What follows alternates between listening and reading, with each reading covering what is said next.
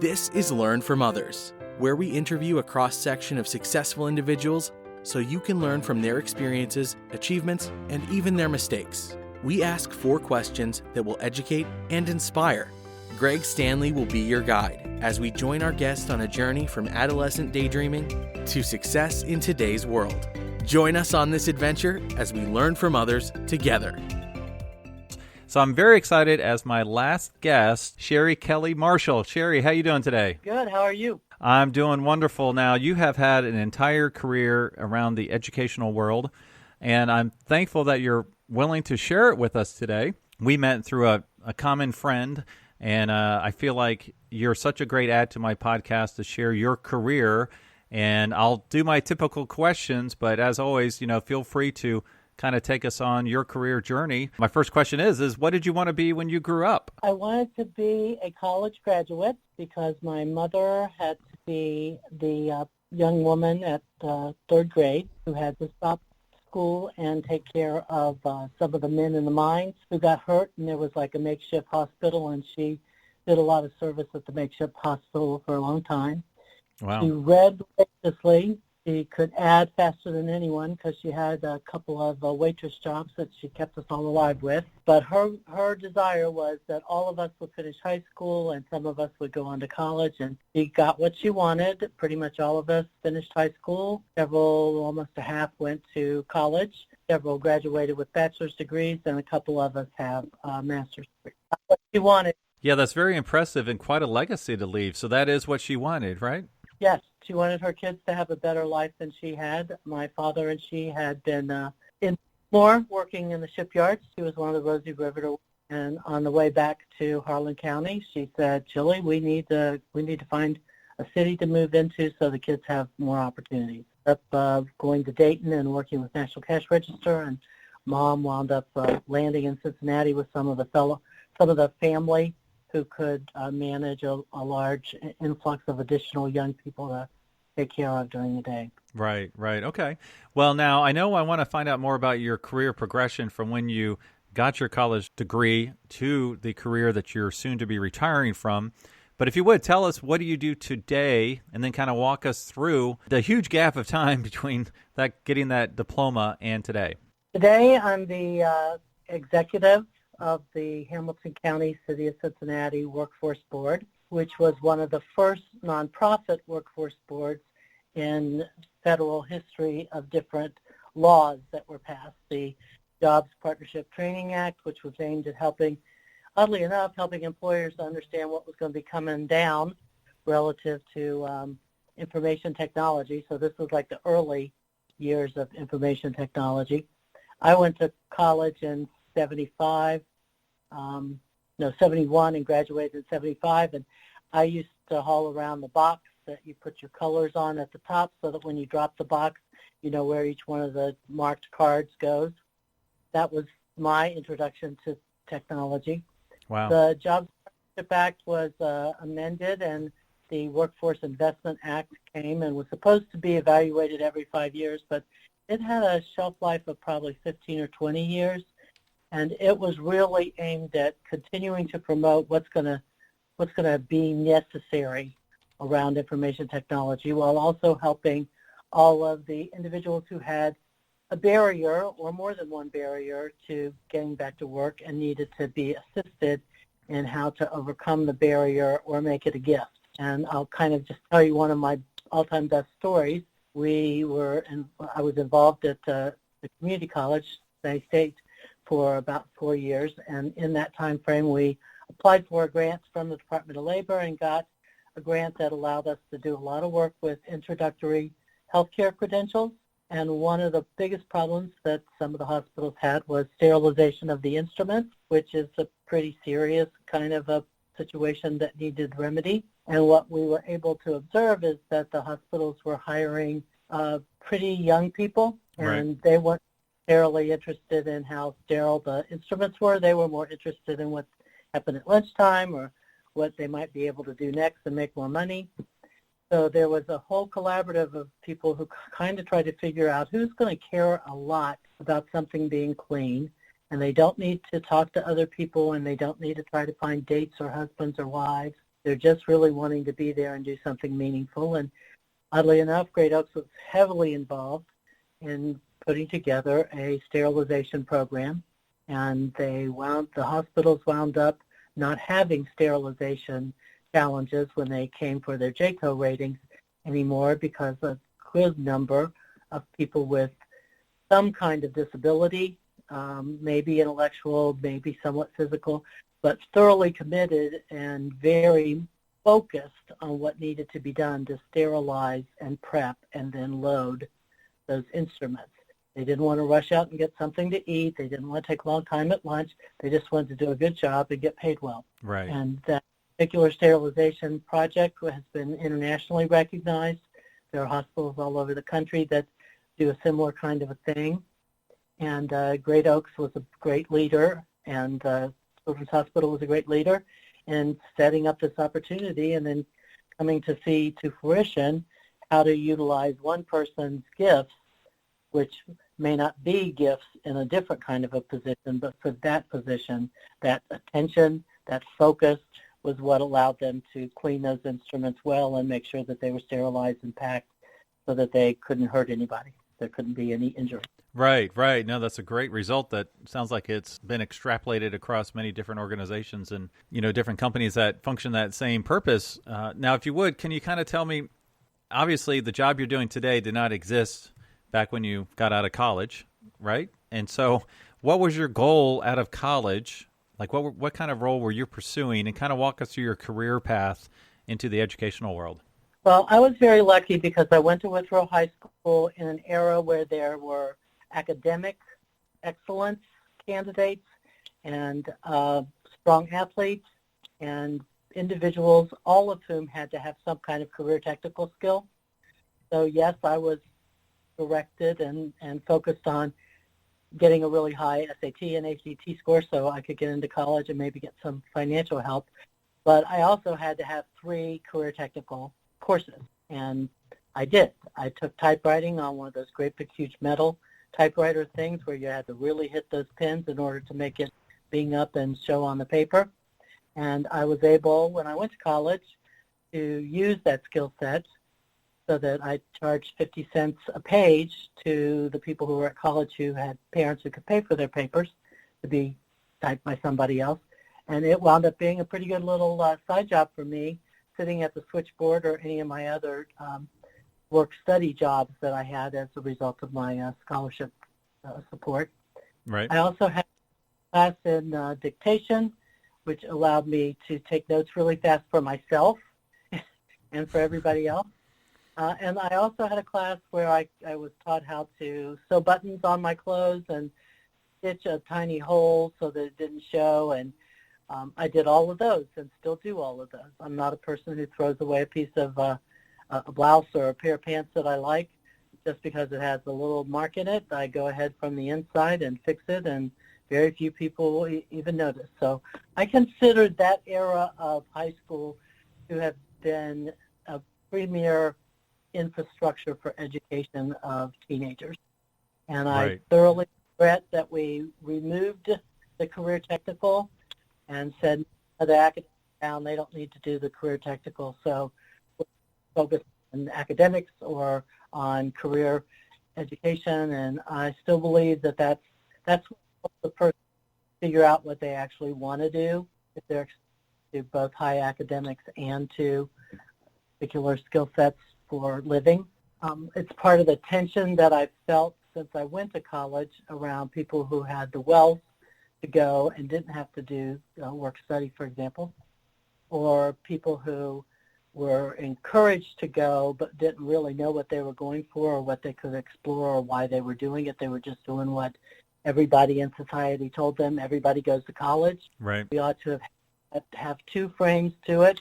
Everybody who goes to college should graduate from college. And think about that. Instead, we said everybody goes to college, and some humongous number of not the highest income families and individuals went to college and now live in debt. And I have a personal strong opinion that that is not the answer.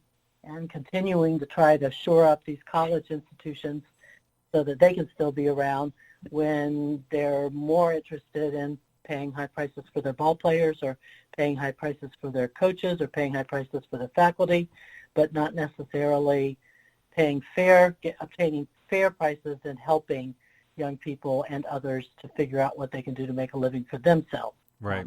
It really distorted our society with this everybody goes to college. Let's ignore the fact that there's a lot of debt involved and not a lot of effective training for a person to make a life with. Right. I know that that's a harsh statement to make and people will not appreciate it, but I've come to see that a lot of people do appreciate it. It's taken them longer to see the view that I'm describing, but we really cannot survive as a society if we keep building up college.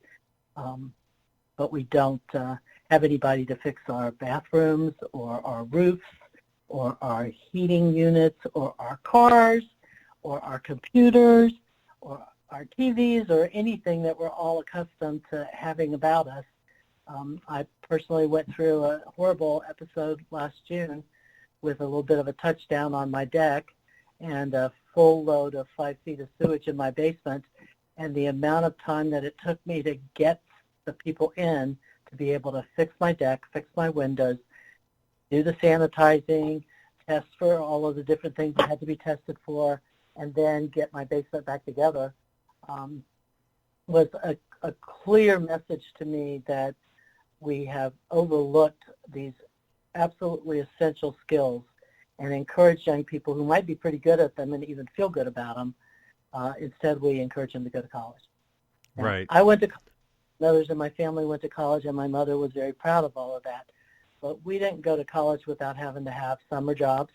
I had work-study jobs. One of my work-study jobs was to prepare the programs for the sports, the fall sports. So I interviewed all the football players and basketball players and soccer players, and I think we had a hockey team as well, and just sent out press releases and sent home stories to their parents of what they were doing while they were also at school learning. And that I got very wrapped up around public relations and how to message well enough that people get a good view of what the challenge is and a good appreciation of what the young people were doing. So my first job that I interviewed for was actually with the Lighthouse Youth Services, and Robert will tell you that I tell everybody this story because here I was, 1975. The Rust Belt had just been declared. I have a degree in psychology and sociology and education, and I can't get a job very easily, so I applied for a $5,000 night manager at the runaway shelter house. And when I come in for my interview, there are 20 people around a humongous table, and as we go around and find out, there were like 5 of them who were part of the team with the organization already and knew a lot about the Lighthouse shelter. And then there were 15 of us who were in varying stages of just finished college like I, to have their master's degree, or they have their licensure for psychology, or they have their PhD.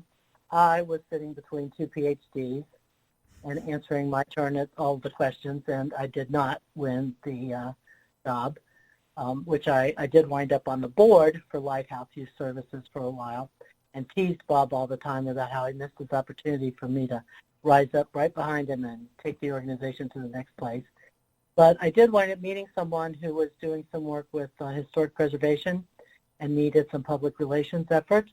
So I applied for that job and got that job, and was absolutely ecstatic about being able to save old properties in our Southwest Ohio region. If you've ever been to Sharon Woods Village, several of those buildings were brought down from Reading Road or from Cooper Road, some other road, and I was the coordinating body with the news and the police department to make sure we got the traffic lights lifted up enough to haul in the really nice Elk Lick building that came from Claremont County, where they were digging up a hole to make that whole waterway that's up in Claremont now.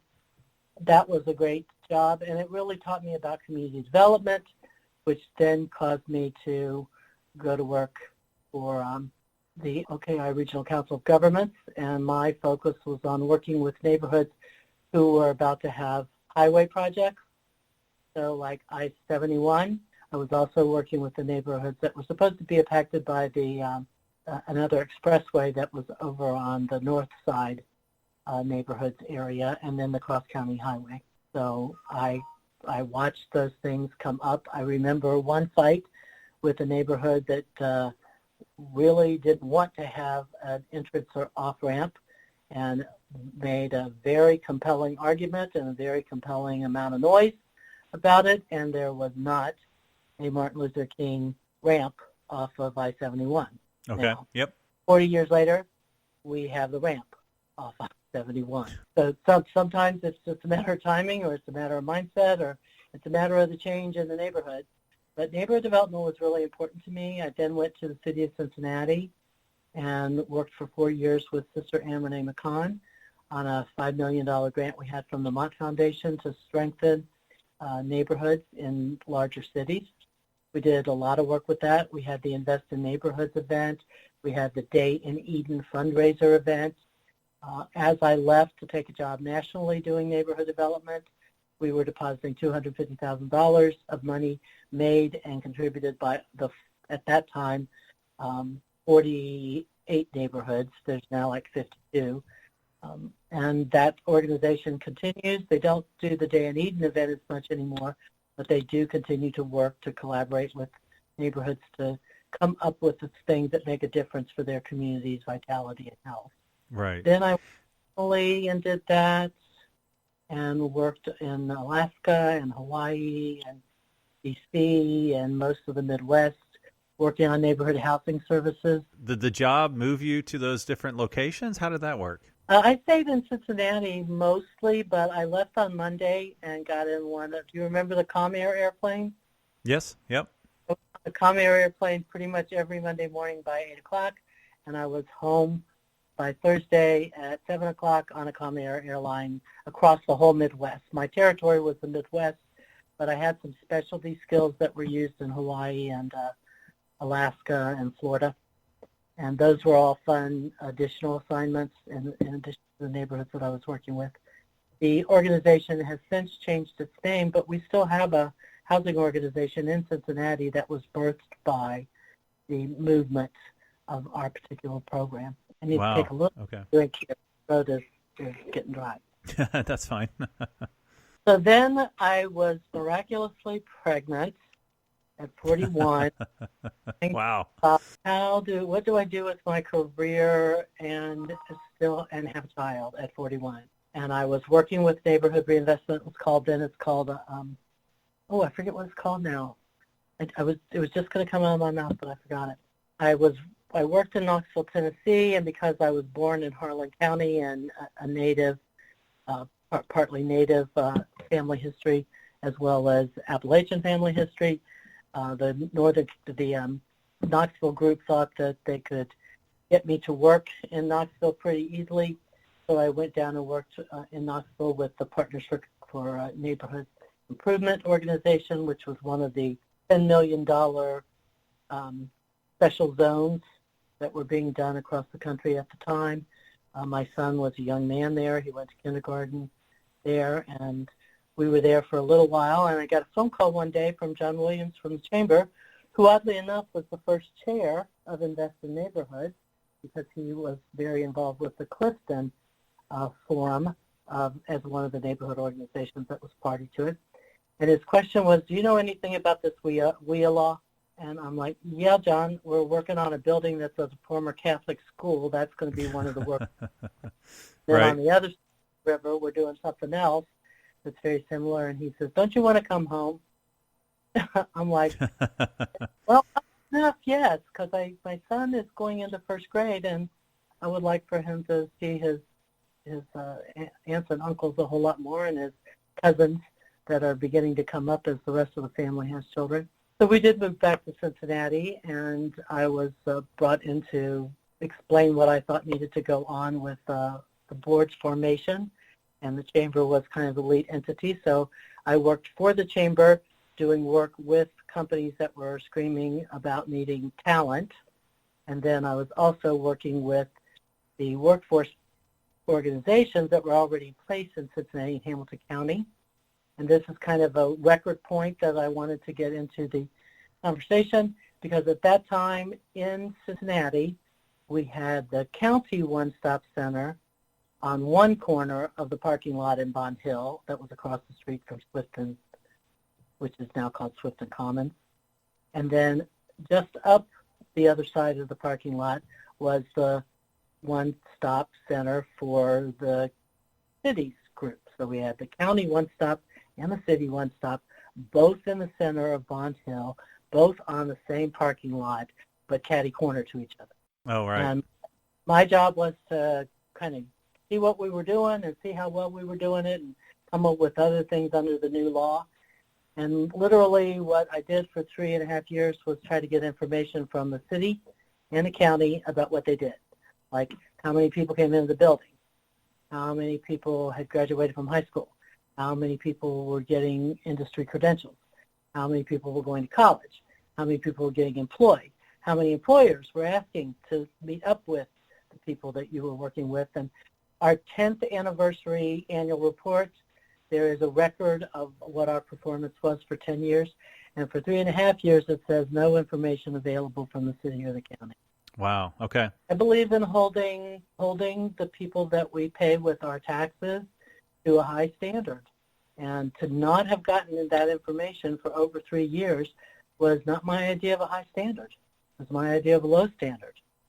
So we decided that we would aim to bring together those two, and I was assigned to manage the personnel from both of them and work them into the system as we began to change it. And then we had decided that it would really be best, the state had wanted to have no more than 20 workforce boards, and they wanted them to be regional for the most part. So Butler, Claremont, and Warren joined up with the Cincinnati-Hamilton County group, and most of that was already kind of in the mix as I arrived. And then I don't know where you were in April of 2001, but Cincinnati had some unrest, particularly by people of color and a lot of men, a lot of males of color. The other counties all decided that they really didn't think they could offer much about how to solve that problem, since they didn't have that kind of unrest and protest going on in their counties.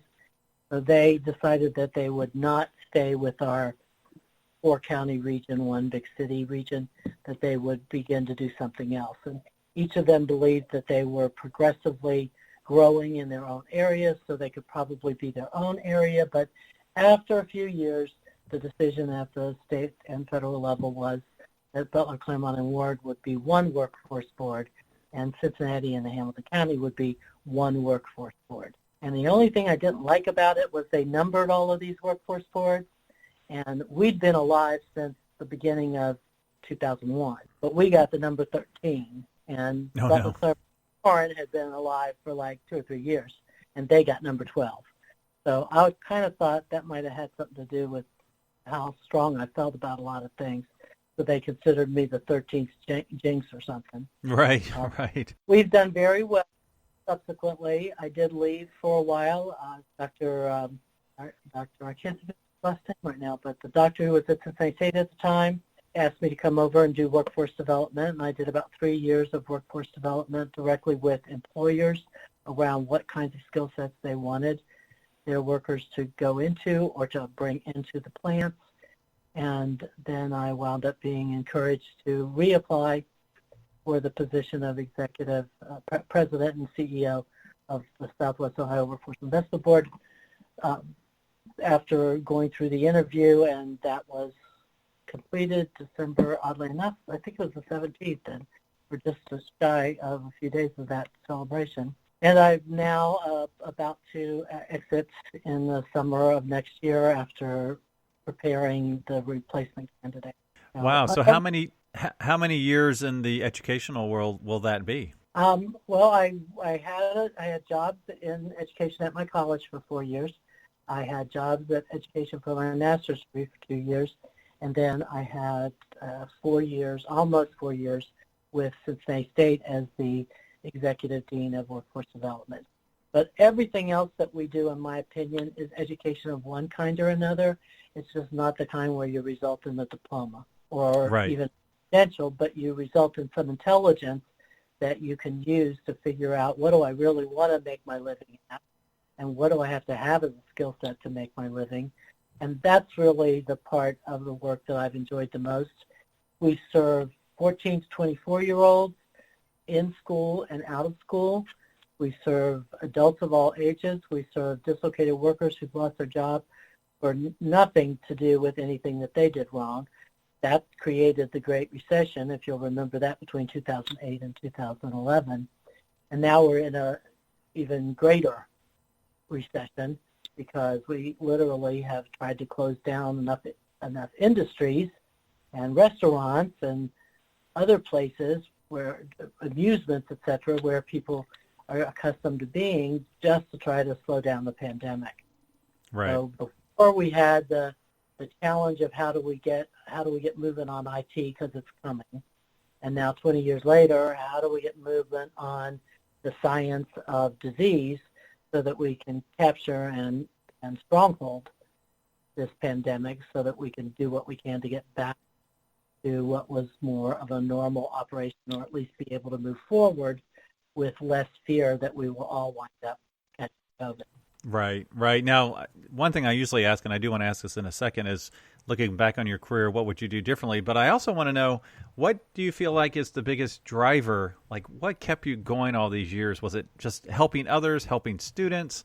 What was the big motivator that kept you going for so many years in this industry? I watched my mother move to Cincinnati and move us every year because we cleaned up the houses that she rented, and we blacked the floors, and we washed the windows, and the landlord came in and said, "Oh, I'm going to have to move you out." And so we went to the next house, and we stayed in it for a while, and then we got moved out of that house.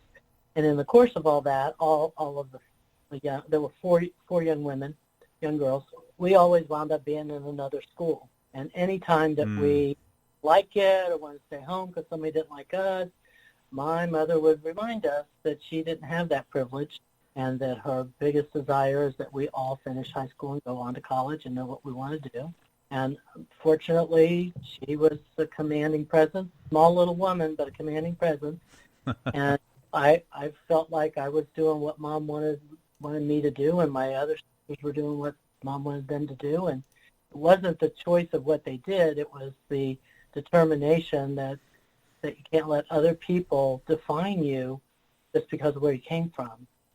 And I see that across Cincinnati all the time. I see it in other communities all the time. And I just have a personal commitment that what we need to do is help people, not hurt them more. And that's what I feel like I've been doing in every job that I have. I'm trying to make something better, not something worse. Wow, great answer. Now, going back to the question I had earlier, which might be a hard answer or maybe not, looking back on your career, what would you have done differently? I might have stayed in Hawaii longer. I can't blame you on that one. I can't. If I could have thought of it then, it was a beautiful place to be. We were there for a long time. What we did was working with the military and getting the native populations to be able to own the homes, but not the air rights and the ground rights. That was a clever thing we did. The other clever thing I did was in Alaska, when we were dealing with some of the dog kennels, and where they were going to be moving for the Iditarod, and there were several that just weren't going to be able to sustain the Iditarod kinds of demands for the future, but they could grow mushrooms, and the Chinese and the Japanese could be a market for those mushrooms. And that is, in fact, what the neighborhood organizations agreed they wanted some space to go to, and the economic development community said, you know what, this could work, and it has. They still grow mushrooms, and they still sell mushrooms along the Asian Rim. Wow. There's still plenty of other places where the Iditarod dogs wind up staying and living and practicing and on the Iditarod and winning them. Right, So those right. were a couple of unusual things to have been exposed to as a kid who, occasionally we took vacations in local lake areas, for a week or so and drove in my sister's car. Right, right. Okay. Now, what advice would you give someone, a student who would like to go into the education industry? The advice that I would give them would come after the questions that I would ask them. Mm-hmm. The field of education, the field of being a teacher, is really a passion-driven field. And what we've made it in some ways is less about the passion and more about somebody else's determination of what the results are. We don't measure our high school students in Ohio by whether they leave the high school and get a job, or they leave the high school and they join the military, or they leave the high school and they go get a in-demand occupation so that they can fix somebody's car, and we all know what it costs to fix our cars. It just matters how many went on to college. And we have got to break that mindset. But some of the best talent in information technology right now are the people who went into the military and the really, really smart kids who just want to work with computers. Right. So we basically relegate them instead of worship and appreciate and encourage that talent to continue to prevail. Right, right. No, that's great. A great observation, and it just makes sense that we need to realign what do we value when we're looking at the end result of a successful and productive contributor to society, correct? And most people work, and that's how they come to understand what their contribution is. They take care of themselves, they take care of their family, they contribute to their schools, they contribute to other organizations. When I moved back from Knoxville and I went to Finneytown, I was a graduation class that was over 1,000 kids at Withrow High School in 71. But I was looking for a smaller school experience because my son is very introverted. I'm the extroverted, super hyper extrovert in our family. And I thought, I need for him to be someplace where there's enough other activities, but not so overwhelming number of people that only the top skilled people get to really participate. And that's what I found in Wyoming, but I couldn't afford to buy a house there. I could afford to buy a house in Finneytown, and Brett graduated as a salutatorian. He went on to college and did very well, graduated Phi Beta Kappa with computer science and math and physics minors. And while he was in that school, he played or tried to play almost every sport that the school offered. He had 6 of those things you put on your jacket when you're a junior or a senior, and one of them was band. He was in the marching band, and marching band counted as an athletic activity because you're out there on that field hauling this equipment around the whole time. And I thought that was a clever thing for Finneytown to do, to recognize that. Finneytown also, when my son graduated, had the top talent student who went to Great Oaks and was going for a firefighter and EMT.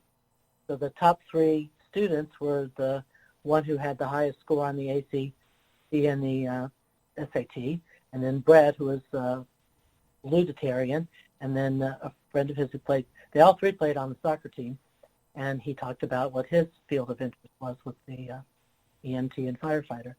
So I thought that school did a really good job of making points of opportunity available to the young people. There were even a couple of top students who absolutely decided they were going to take a year off and figure out what they might want to do, so they take a couple of different kinds of jobs and see what they learned from doing the jobs.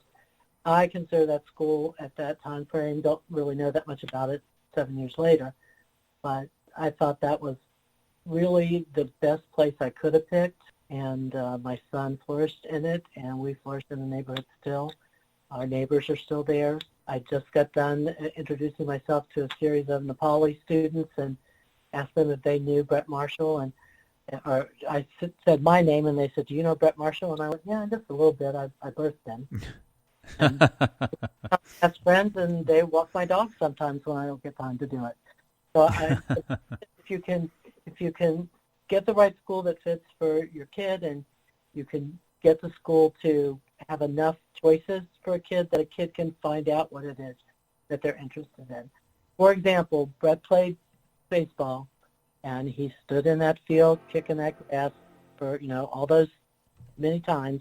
And then at the end of it, he said, "I don't want to play that anymore." I said, "When you finish what you signed up for, then you can decide whether you want to keep doing it or not doing it.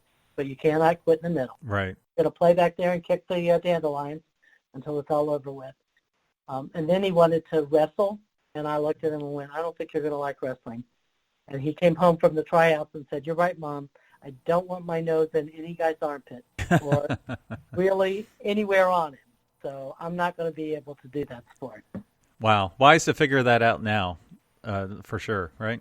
Well, it's better to figure it out sometime or other, but if you can let your kids meet enough other kids of difference and be in enough other classes where other people who are different than them are, I think those are all excellent ways to begin to frame what it is that you think your gift is. So you can look at else's and say, I got a little of that, but nothing in there. I mean, my son really didn't have any kind of passion for wrestling, and he knew it with the first time he tried. Right, yeah.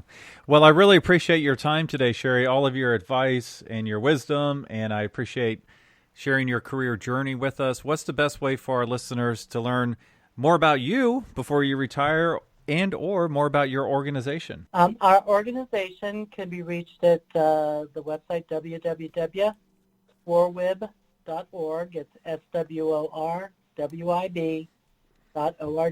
And we have research projects that we've done. We have newsletters to tell the story of the customers that have benefited from our services.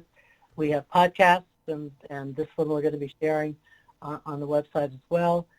We have other podcasts that we've done nationally and locally, and it's all information about what the service of the federal government is to support young people, returning veterans, returning citizens from incarceration, people with disabilities, people who've been let go for no fault of their own, young kids who have to go back to school to get their diplomas or to get their alternative diplomas. We are about helping people to position themselves to be able to make a living that allows them to have the life that they want. That's really, really incredible that you guys provide that type of service for those in need. And again, I really appreciate your time on the Learn from Others podcast. Thank you for letting me do it. Appreciate you. Thank you for listening to Learn from Others, where we help others succeed by sharing success. Where will our next adventure take us? Subscribe to find out. If you know of someone who has a cool career story or occupation, contact Greg through Instagram at Greg Stanley LFO. That's GregStanley LFO. And we will see you soon as we learn from others together.